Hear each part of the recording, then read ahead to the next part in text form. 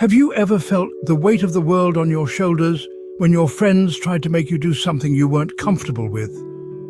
This is the essence of peer pressure, a phenomenon that most of us grapple with, especially during our impressionable years.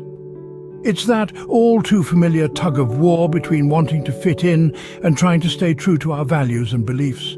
Peer pressure can be a double-edged sword. On one hand, it can motivate us to strive for better, to push our boundaries. But on the other, it can lead us down a path of harmful behavior, making us complicit in actions we normally wouldn't consider.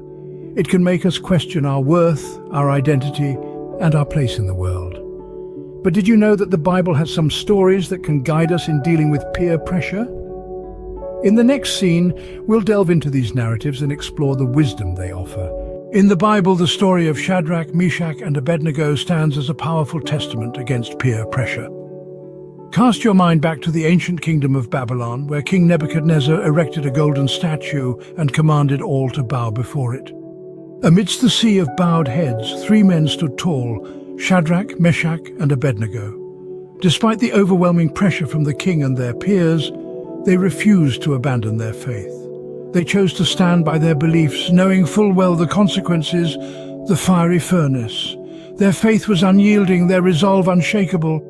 Even as they were led to the mouth of the furnace, they declared, "If we are thrown into the blazing furnace, the God we serve is able to deliver us from it."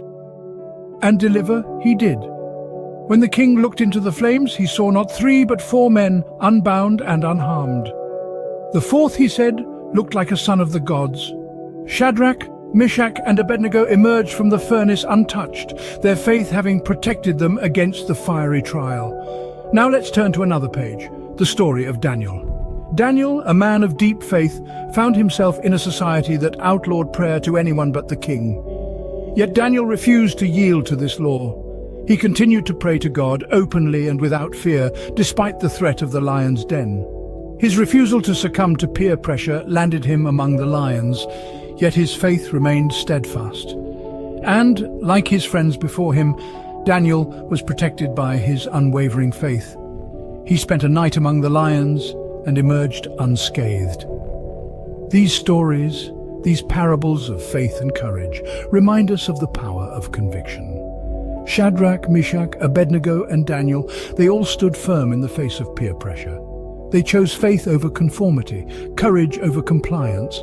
They teach us an invaluable lesson: that resisting peer pressure, staying true to ourselves and our beliefs, can lead to rewards even when the situation seems dire.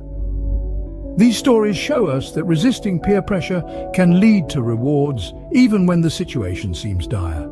So, what can we learn from these stories about handling peer pressure?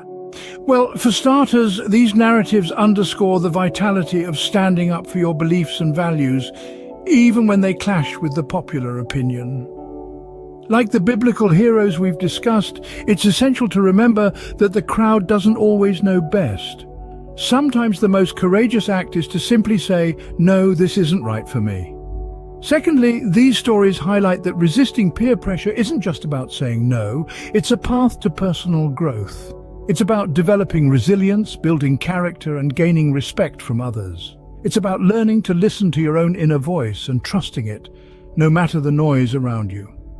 Finally, these lessons remind us that standing firm against peer pressure strengthens our faith. It brings us closer to our values, our true selves, and our spiritual journey. Remember, it's not about pleasing the crowd. It's about staying true to yourself and your beliefs. That's the real triumph over peer pressure.